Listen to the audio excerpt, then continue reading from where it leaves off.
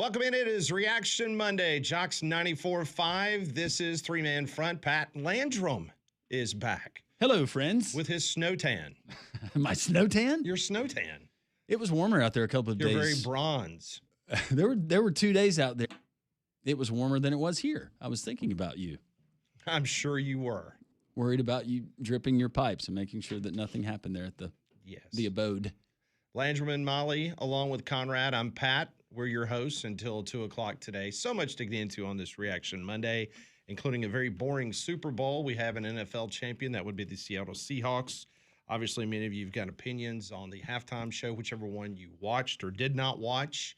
We've got basketball. Alabama beats Auburn over the weekend. UAB gets a big win at home yesterday. We're still waiting on Bediako. The judge did not make a decision on Friday, so it is interesting to note on the Bediako case, as we continue to await word from Tuscaloosa, is that the original order expires tomorrow, I think, the 10th, which means... And Alabama plays on the 11th. That's correct. So it ends, which means Bediako, you may not see him again in the University of Alabama uniform. What was the reaction here locally when Greg Sankey added to the affidavit? We had a lot of fun on Friday's show. Yeah, there were calls for Alabama to leave the Southeastern Conference. Okay. There were calls for Greg Sankey to resign. We had people saying we weren't being hard enough on him, or we should continue to be hard on him. Yeah, it was an ugly day for Greg Sankey. That's about the way that I pictured it was going. Yeah. So we'll wait on the Bediako permanent injunction, because his temporary one is set to expire tomorrow, and they got Ole Miss coming up on Wednesday. So we will talk about Alabama's win down at Auburn a little bit later, but we'll start with the Super Bowl as the Seahawks win a very boring, yawning game last night, 29-13. When it's 9-0 at halftime, it kind of took me back to the 2019 Super Bowl where, man, that was ugly then when it was tied 3-3. And, of course, we all remember up until, 7 minutes in the fourth quarter, that's when it really got interesting back in 2019. But, man, when your field goal kicker is, until Walker decided to kind of break off a couple more runs, when your field goal kicker is looking like he's going to be the MVP for the Super Bowl, you got problems. You do. This was maybe the matchup when you looked at the two quarterbacks and you looked at Sam Darnold and some of the past struggles that he's had, notwithstanding this year, and then Drake May, the emergence of Drake May, the defenses that you had, the kind of the mentality of the two head coaches, that you might get this type of game. I never would have dreamed in a million years that the Patriots would go as long as they did without getting another first down in a Super Bowl. 8 times in a row they punted. 8 consecutive drives, 8 punts. And they had the second best offense in football this year. They averaged over 28 points a game. They also played the weakest schedule of almost but anybody in the National Football yes, League. But absolutely. the things that added to that, it's things that we typically get, maybe not in a Super Bowl, but just in an average NFL or college football game. How about a penalty that would give you an automatic first down? We got none of that. None of that. Now, we started seeing some flags later in the second half, but I can't really complain. Was there a single pass interference called last night? I don't think there didn't was. see one. I thought there was a couple of defensive holdings on receivers, or at least one that I can remember. But there was also a late hit out of bounds that they did not call. I enjoyed the crew that was calling the Diggs. game. I think Tirico and Collinsworth, the more that I listen to Collinsworth, I enjoy his style. I like his cadence, and I like his delivery in the things that he says. Like last night, this is kind of a Chris Collinsworth, and I'm not quoting him, but this is kind of it. Like, I hate to say it, but they're just not as good. Or I like that. And I thought that he was summing it up perfectly for me as a viewer last night, going, look, these teams, they're taking a lot of chances here early with some of these blitzes and being very aggressive. And then you kind of knew, all right, when he's a quarter into the game going, guys, I think, maybe a pick six wins this thing. I'm thinking, all right, I feel really good about the under now. Well, and you could tell, very early on, right, some of the things the Seahawks were doing, like when they were up 9-0, you felt like for them, they were good the rest of the game. They're like, we could win this game right now. Like, we're not going to take any chances. There were a couple opportunities where you're like, oh, maybe you go for it here. Nope, punting the ball away. Playing the safe game. And it ultimately it worked out for him. But yeah, it was kind of disappointing. Kenneth Walker III, he runs for 135, becomes the first running back in 28 years to win the MVP award. How did I miss that he was from the South? From Memphis, yeah. I did not know he was from Memphis. I figured he was a Northern Just guy. remember from Michigan State. And we got to give a shout out to your guy JR on Friday. That was his free pick, was Kenneth Walker over total yards, and he was the MVP last night. So there you go. Yep.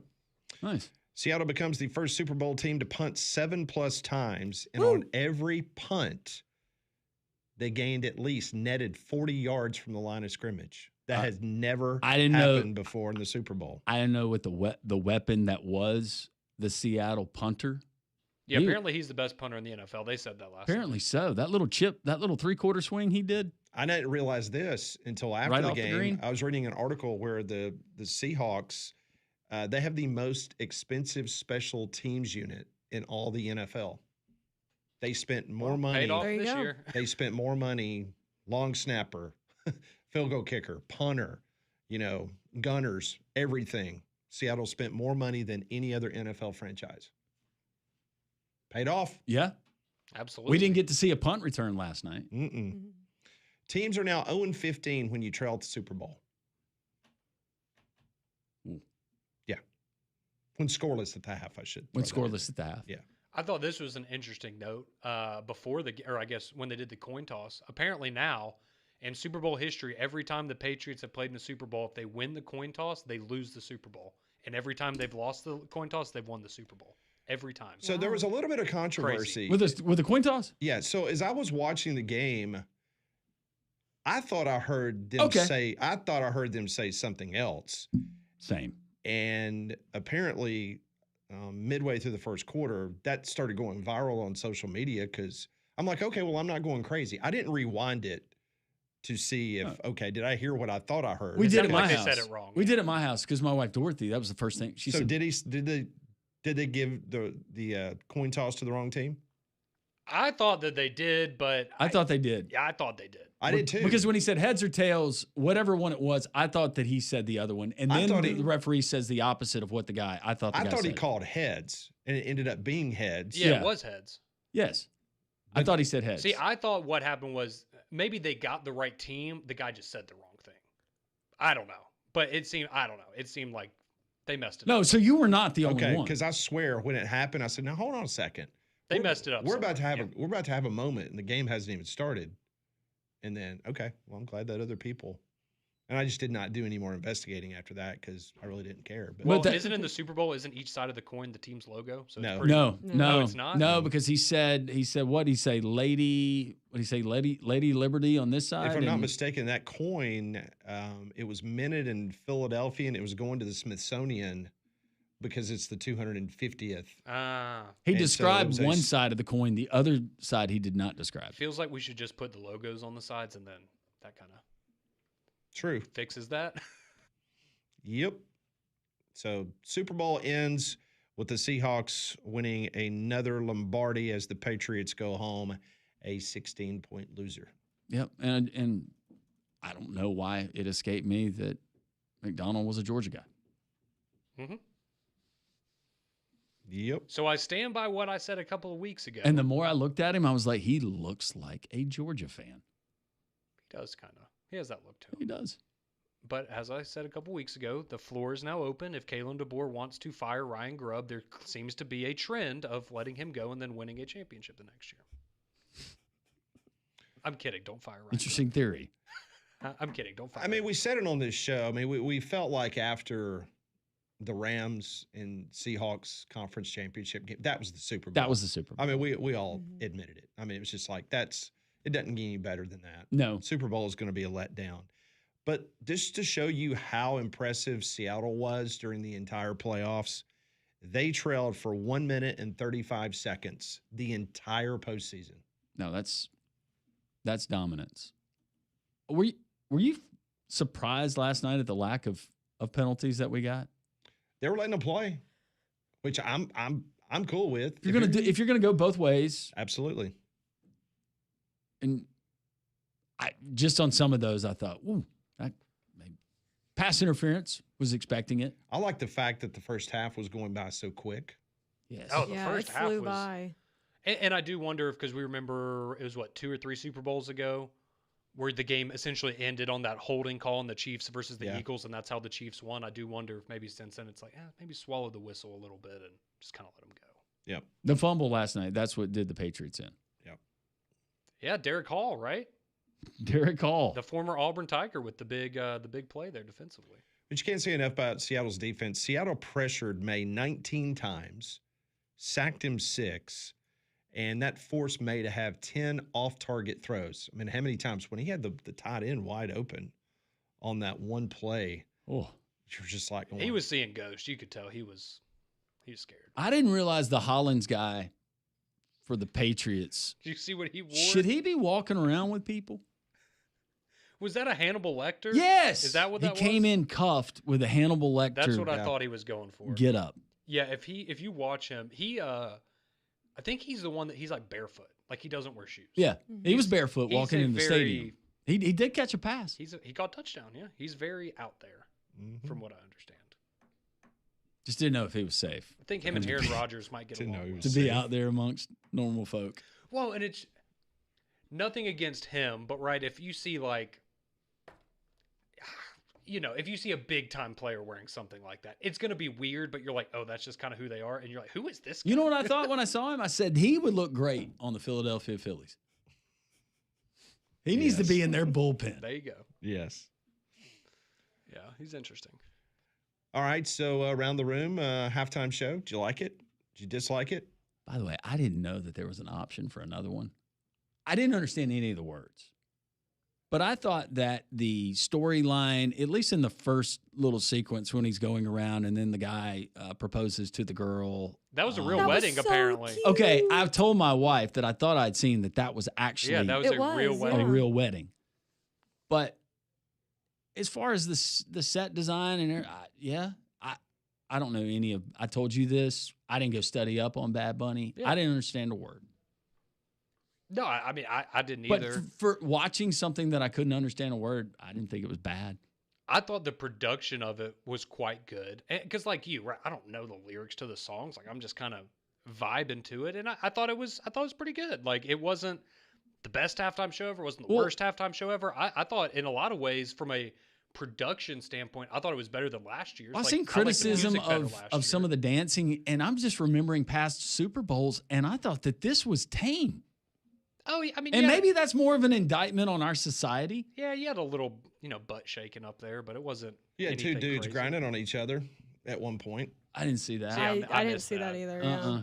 Oh yeah, No. it was. I There. did see Ricky Martin. Speaking of that, I did see Jessica And- Alba. Yeah, and Cardi B. Yeah, and Cardi B. I was more focused on Jessica Alba, but yeah, it was. No, that was cool. They had Pedro Pascal. They had, who was out there? at Ronald halftime? Acuna was out there, and I was Yes! watching to make Okay. sure my right fielder didn't tear up his knee. Yeah, I didn't know if you saw. He that. was not dancing though. No, he was just standing in the back. Yeah, he was cool pose. But I mean, again, I thought it was fine. All right, so we did an emergency Pat Ponders last night at halftime, and we asked the audience which was worse, the actual first half of the Super Bowl or the halftime show itself. And 68% of our audience, and they're still voting, says the halftime show was worse than the actual first half of the Super Bowl. That's not surprising. I'll be honest, I loved it. I thought it was fun. Also, the benefit is the halftime show was 15 minutes long. The first half was a little over an hour. Yes. So in terms of if you want to spend time watching something But- you didn't like. The couple that got married, so they invited Bad Bunny to their wedding. You know, sometimes people will just send invites to celebrities or whoever. So they invited him to their wedding, and obviously Bad Bunny was like, I can't go, but I can you write want to you- come to Come the here. Super Bowl? I can write you into the halftime show. Yeah. Do and we that's what all they did. agree, though, that the best part of the halftime show was Lady Gaga? When she came out and did that part, I screamed when she came out. she was very good. I was so excited. As always. Pretty blue dress. She Oh, was it was very talented. gorgeous. Mm-hmm. That was the highlight. I kind of liked when he fell through the roof. That was cool. That little was cool. continuation. And when he was fun. fell back, he did the death drop. Yeah. That was cool. Yeah, and I didn't realize. Still didn't understand a word he said. No, I didn't either. Except for Puerto Rico. Yes. I did like, because I didn't realize until afterwards, but you know how, so they had it set up with like the grass around him or whatever the whole time. Those were people Those were in people. costumes. Yeah. So they would change and rotate to kind of, fit whatever the scene was. I thought that was cool. That was really cool. I thought it was just a set. I didn't realize every patch of grass was a person in a costume. Pat, were there any reports on how much he invested? Like the weekend, I think invested a lot of his own money to put together when he did his at Ray J. I have not. I have not seen any numbers in which he put forth to make sure the production was done up to his standards. I thought Green Day was interesting, which I guess Green Day's fine. I thought it was weird and forced sending the guys in the Letterman's jackets, your Hall of Famers up there, the forced thing lining the stage towards the end of the performance. It was almost like Green Day and the players were going, what are we doing? This is weird. See, I liked Green Day, but I grew up listening to Green Day. No, Green Day was Yeah. fine. I was about to say, yeah, I like Green Day. Yeah. If I had my pick, Red Hot Chili Peppers. Yeah. Maybe they were busy. Maybe so. Maybe so. Well, we'll see what kind of dent that the TPUSA, because it broke Twitter last night, and also YouTube was reporting incredible numbers last night, the alternative halftime show. So, Well, yeah, they had a problem last night where you couldn't watch it on Twitter, and so everyone had to go to YouTube. And I know when I tuned in for a few minutes, they were at like 4.5 million viewers, I think, on YouTube at that point. it was at 6.1, I think, was the highest, and one of their representatives is saying that it could get, with everything that you had access to, could get up to 50 million. Wow. So That's impressive. So we'll see. Of course, the NFL will report worldwide numbers because all of Latin America was watching the halftime show. Probably was not watching the 5 field goals during the game. Hey, I loved it, okay? I felt like I was watching the Big Ten West again. You know, you say that, Pat, but they love the football in the Latin American countries. I don't know why. This is the whole game. You just kick the ball. I can play that. That's my kind of game. I can play that. Easier to follow. So we'll see what the final numbers are, but I got a feeling this will be one of the weaker Super Bowl numbers that we've seen in quite some time. Yeah, I'm guessing people who were. My guess is that it dipped shortly after halftime, like a rock. Got a little interesting in the fourth quarter, a little bit, but that was. But by that time, are you bringing viewers back no. to reinvest in the game? No, I'll be completely honest with you. I probably would have checked out a lot earlier if I wasn't holding on for a total that didn't come. But, you know. Yeah, by the way, congratulations to Landrum Roberts. He is the Bet It or Forget It champion for 2025. Woo! Congratulations, Landrum. Thank you. It came down to the point total, and he wins by 1 over Conrad. Well, Seattle center is now my least favorite football player of all time. So. I thought it was questionable on the hold. No, I didn't. I thought it was a blatant hold. It was a blatant hold. Well, it was just one of those where you watch it like, man, this run's great. And, you know, it's one of those like, maybe the holding, he still could have scored. And you go, but yeah, he definitely wouldn't have scored if it wasn't for the holding. Well, but it is what it is. They put up a lot of points there late. They did. It was close. And The swipe and score, it was like, what is going on? Well, I mean, to be fair, the Pats got it down to what, like the 25-yard line, something at the end. And yeah, but congratulations. It was a long season. Felt bad for Drake May. Drake May, he was getting pressured, but then it had that lingering effect where he was seeing the ghost. I know they said it a million times on the broadcast, but wide open throws. I will say last night, I think if Matthew Stafford was watching that game, he felt pretty vindicated in winning MVP because that was a very close vote. And you just go and look at what he did against the Seahawks defense this year, and yeah, they got that one right. All right, when we come back on Three Man Front, we will talk basketball. Big game down on the plains of Auburn as Alabama beats Auburn. We'll get into that. What's up with the Bediako case? All that straight ahead on Reaction Monday.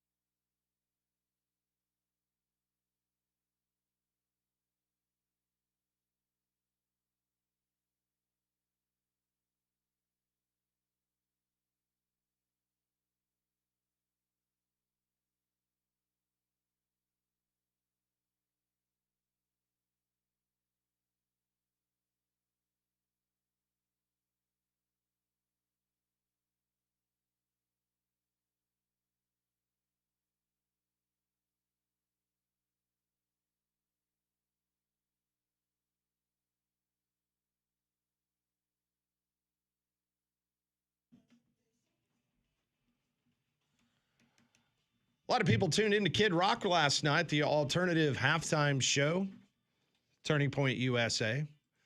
That thing just like went on and on. You know, they had the window of halftime, but then they kept the party going. I don't know how I missed it that there was going to be an alternate halftime show. Well, you were in a different time zone. I was kind of in my own little world, and to be honest, it was pleasant. Everybody was happy. Everybody got along.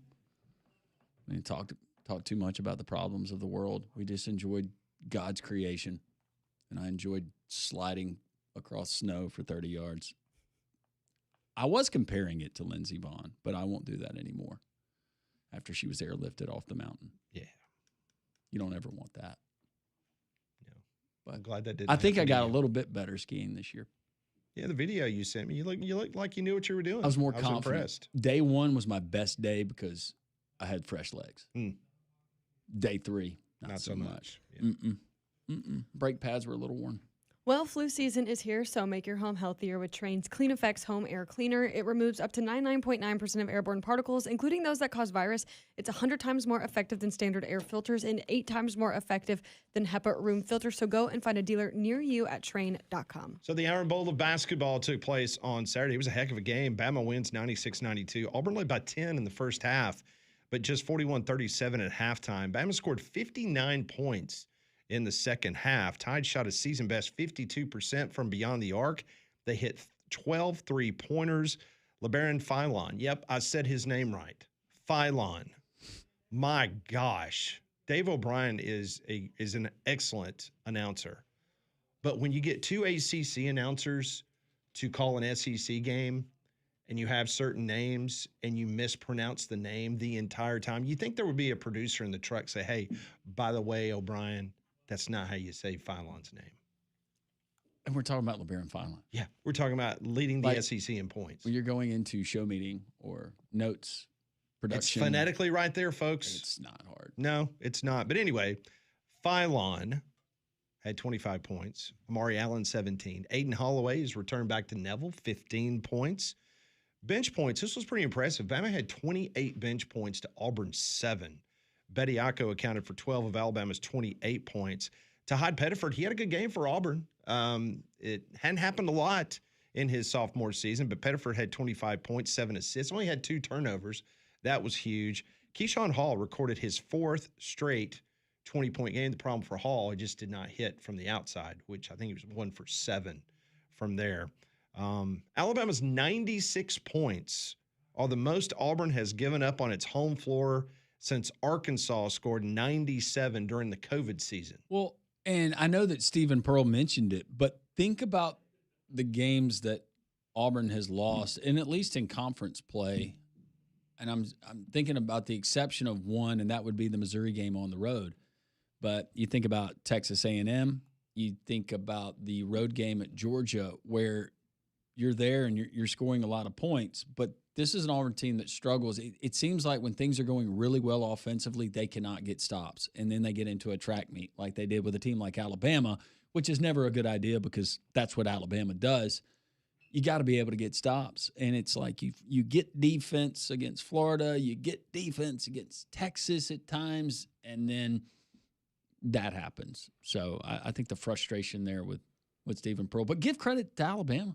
I mean, Alabama going on the road and getting a big win when they needed one. Yeah, and I mean, I think you can credit Auburn now, some of it was Alabama's fault, right? But the turnovers that they created, because that's really what kept Auburn in the game, right? Especially early. I think Alabama had 7 turnovers in the first 9 minutes of the game. It was ugly. It was really ugly basketball. But I mean, to be fair, right outside of that, I mean, when you play a team and they shoot over 50% from the floor, over 50% from 3, I think Alabama was 12 of 13 from the free throw line in the second half. Free throw line. Betty Acco, he was 5 of 5? Yeah, you're just, sometimes the other team's just hot and it's You mean the G League dropout? G League dropout. Yeah. Who started that chant? Was it Florida fans? That was Tennessee, right? I'm just disappointed that they did not do what we suggested to do a couple weeks ago. Yeah. With the judge robes? Yeah, they didn't do anything. And the gavels? Well, they might have thought he wasn't going to play after That's true. Friday, and then they had to scramble to get something. We know together. college students, okay, beer money or Amazon to buy a judge's robe. Yeah. Oh, come on, we're going beer. Yep. Yeah. Yeah, we're not doing that. Teach me the chant again. All right, let's hear from Nate Oates. Very happy Nate Oates after the Tide knock off Auburn in the IBOB. Charles took a little bit off of him today. So, good teammates. They shared in that. I think he's fine. I've talked to him the night before both these games here, and he's not bothered by it. I mean, he knew it was coming. I mean, that's what they do. The best way to shut them up. They were pretty quiet when we left today. Best way to quiet them is just win on the scoreboard. So they were quiet last year. They're quiet this year. He's 2-0 coming back here. So pretty good record for him coming back into Neville. Yeah, obviously he was talking about Aiden Holloway. It was also interesting. I saw a video clip of, I guess, an Auburn fan had thrown an orange T-shirt as Oates was leaving the field going underneath the tunnel. And Nate took it with him. Yeah, Nate stopped. Maybe he'll put it in picked his up. office. Yeah. I think he ended up just handing it over to a police officer. I didn't see. I just saw him pick it up and carry it off with him for a little bit. Yeah. So that was a big win for Alabama. Back-to-back wins by the Tide at Neville Arena. First time since 2011 and 2012. Alabama's now won 5 of its last 7 meetings in the series against Auburn. Tide improves to 16-7 overall, 6-4 in SEC play. Tigers fell to 14-9, 5-5 in league play. I did not realize this, but Stephen Pearl becomes the 9th straight Auburn head coach to lose their first matchup against Alabama. Wow. That streak goes back to the 1940s. And some of Isn't that crazy? it is crazy when you're going back Expected. to the 40s, because I knew the dominance and how bad Auburn basketball had been, especially you go back to CM and then Wimp. Tommy Joe Eagles. Yeah, you had Tommy Joe Eagles, you had Lebo. Ooh. Cliff Ellis was better than the previous 2 that we just mentioned. Cliff Ellis, yes. Sonny, yes. Obviously Bruce, but yeah, there's some 9 straight bare years. first meetings Auburn's head coach has Man. lost to the Alabama Crimson Tide in basketball. Tide had a good week. They shot 39% from deep against A&M and Auburn. But he also gave up 97 and 92 points Yeah. on the defensive end. Well, and those, these were the kinds of games you mentioned it, right, Landrum? These are the kind of games Alabama wants to play, and Yeah. they got to go up against 2 teams that really can't do that to the same degree that Alabama can. And that's what's going to be so interesting when it comes tournament time to see where Alabama lands in that bracket, because especially with this Alabama team, it's all going to be about matchup. It feels a lot like I'm not saying that they're going to repeat this, because I absolutely do not think that they will. But it does remind you a little bit of a couple years ago when they made that Final Four run, and you looked at the team around this time of the year and you went, I just don't really know what to make of them in the tournament. And then they figured it out. So I don't think that's going to happen again. But, they've shown that depending on how the bracket lays out, it can work out in your favor. It's almost like they're missing that one defender, though. And Yeah. I don't know if that's like your Herb Brooks type role.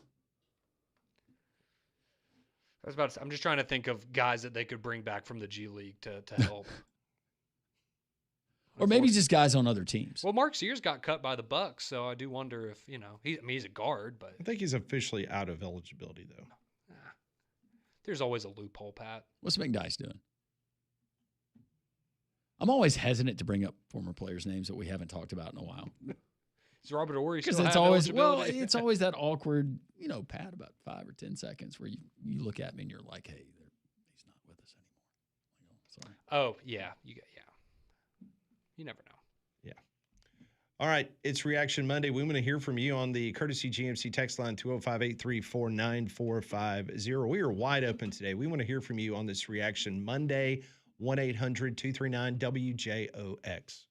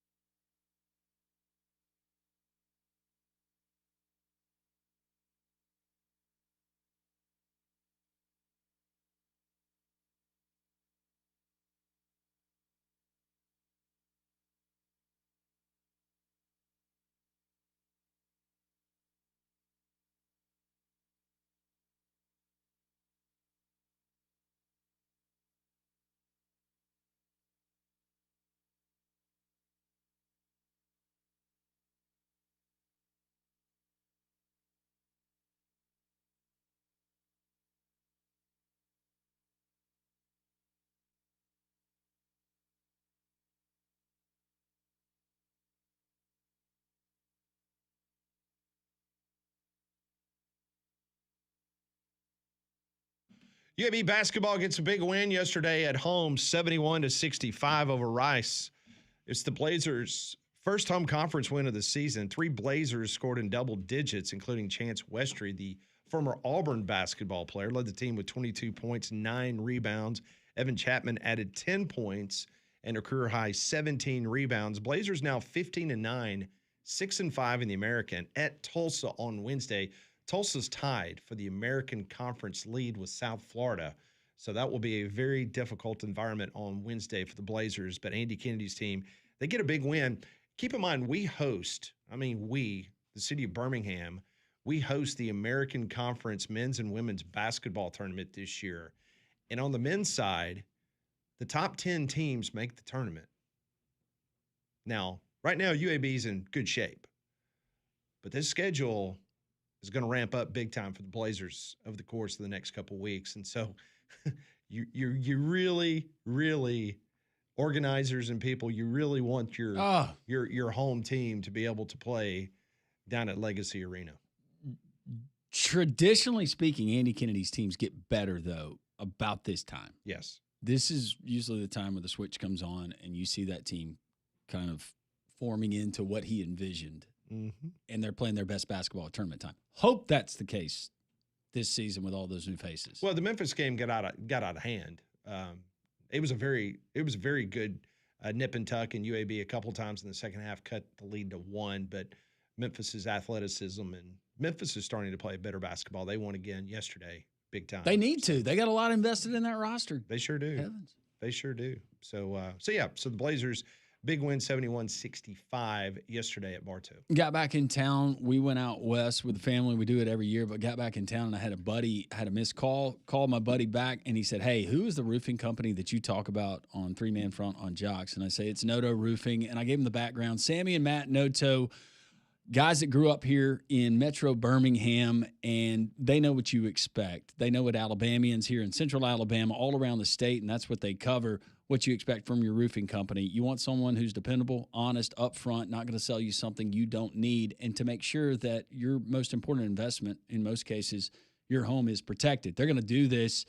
Noto Roofing Company, they can work alongside your insurance company. They will assist in the claims process if you need them to do that. Chris, one of their talented professionals, he'll come to the house.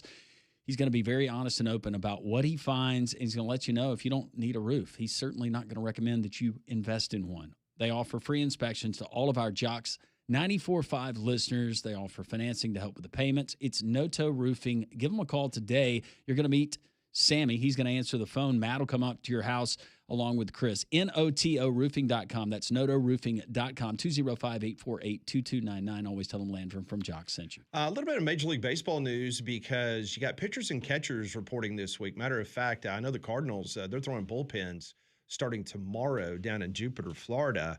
A couple of items of note of some former Braves. Eric Fetty, you remember he had a cup of coffee with y'all after we bounced him. Yeah. He was awful. He was awful for us. He was awful for y'all. Yeah. Didn't he top out at like 88 miles an hour? Well, he's just signed a deal with the White Sox. We got him from the White Sox. I'll be careful. We traded for him, but he's now a White Sox. I had the same, I had same a thought that you great did. follow-up line, but sometimes I forget about the affiliation. Go Sox. Marcell Ozuna is now a Pittsburgh Pirate.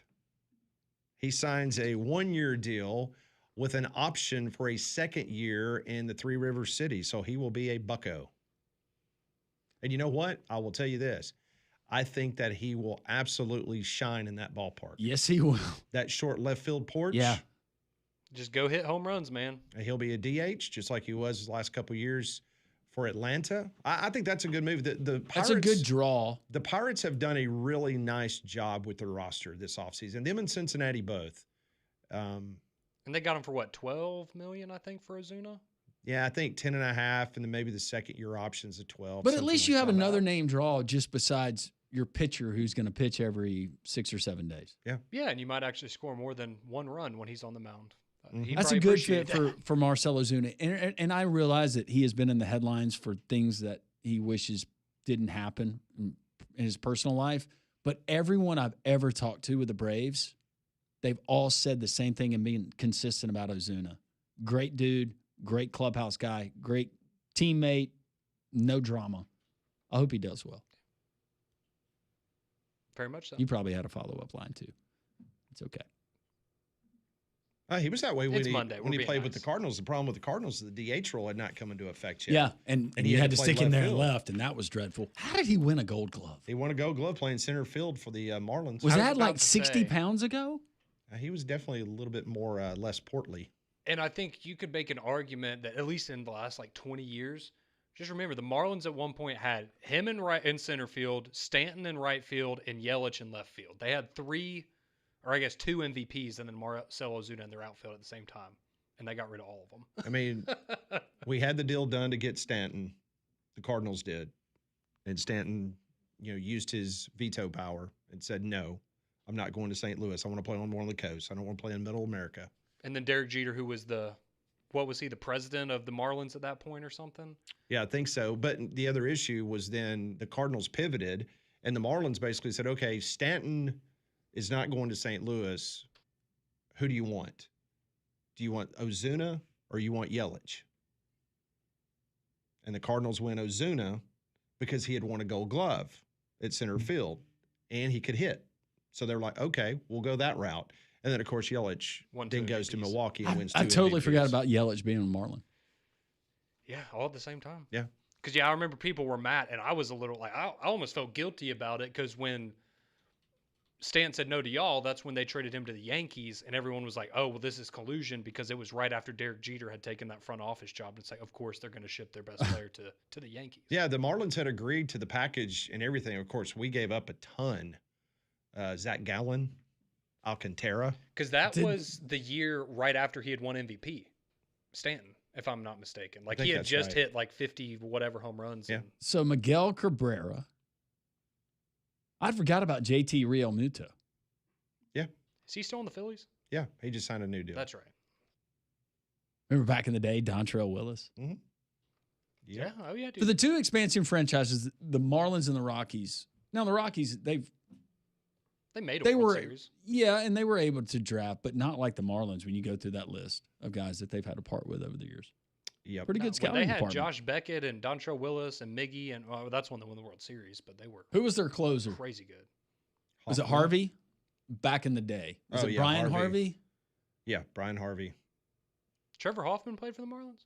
Mm-hmm. I just remember him with the Padres. Yep. Marlins. They used to play in that football stadium. So weird. That is now Hard Rock. Yeah. Yep. One of my friends from high school is married to one of their pitchers, Braxton Garrett.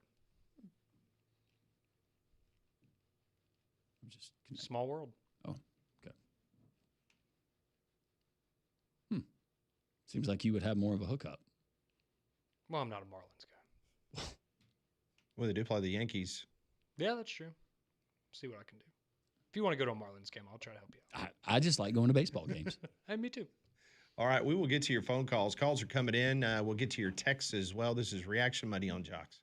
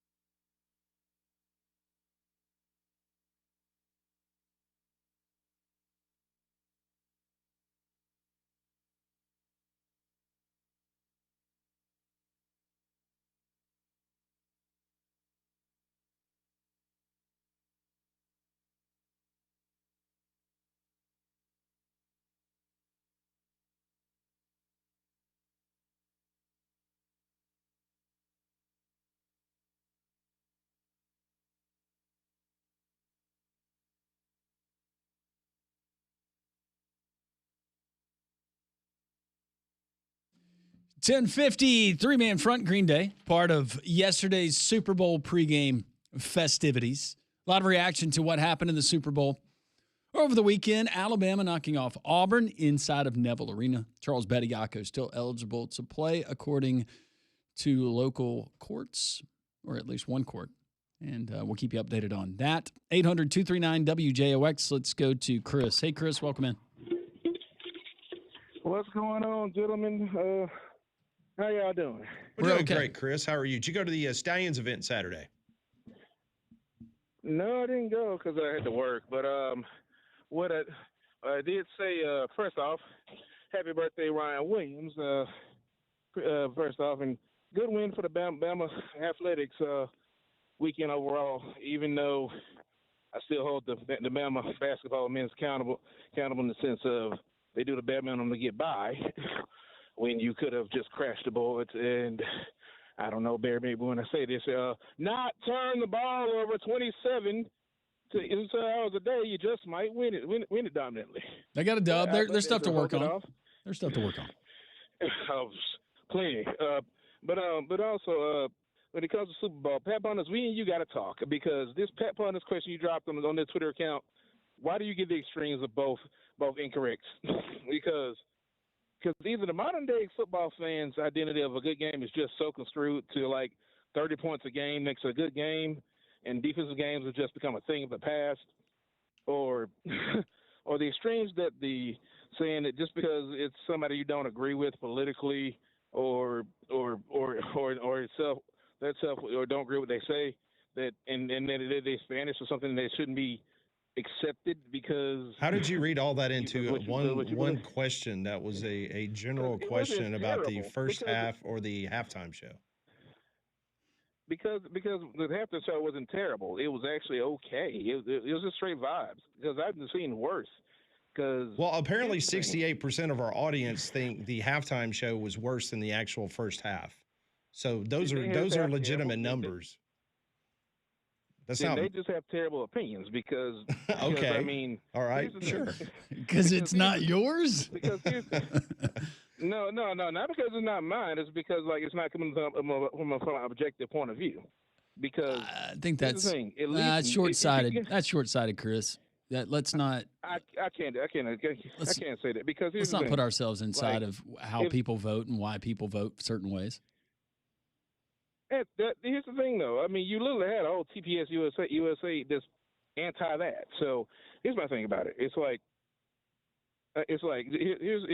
you have to pretty much, if you want to solve these issues, just include everybody all together because otherwise, why the hell we gather up on Soul Social Taco? I mean, and not enjoy the music itself.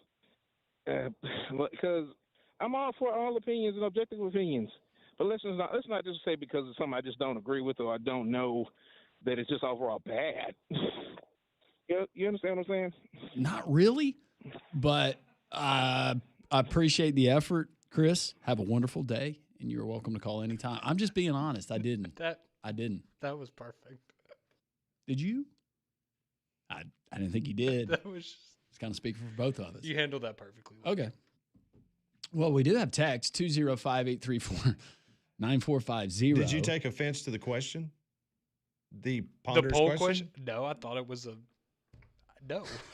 I mean, it was. Wow. I mean, I was going back going, what did you write? Nationally speaking, it was one of the worst first halves of football you have ever seen. Yeah. And then based on the reaction of people, how it was split across the country, whether you liked it or you hated. I was just thinking about the squares that were at all the Super Bowl parties and somebody drawing the 0 and the 9 and going, dang it. Ugh, I never get good numbers. That's a good point. But I mean, it was 9-0 at halftime. When our 70% of our audience thinks one way or another, I mean, you could say it's unscientific or whatever the case may be, but I mean, that's pretty telling. I don't think it's a shock that based on our audience, the majority of them weren't going to be fans of the halftime show. If you liked it, you liked it. If you didn't like it, you can have a different opinion. But just because you have a different opinion doesn't mean that other people's opinion is stupid because they don't have the same opinion as you. That bumper music coming back when we came into this segment. It reminded me of that Super Bowl where the Seahawks played the Patriots. And they had that halftime show with that guy. What was it? What was the guy's name? Naughty Rabbit. Silly Rabbit. It was funny. I forgot who it was, but somebody had text last night. It's like, so I get the bad part, but what's the bunny part of his name? His best performance that he's ever had was in Happy Gilmore 2. I think that would have been a great way to start it off. Is this was the caddy from Happy Gilmore 2? But oh, okay. You had Adam Sandler there in attendance. Mm-hmm. That would have been great. Bring everybody in.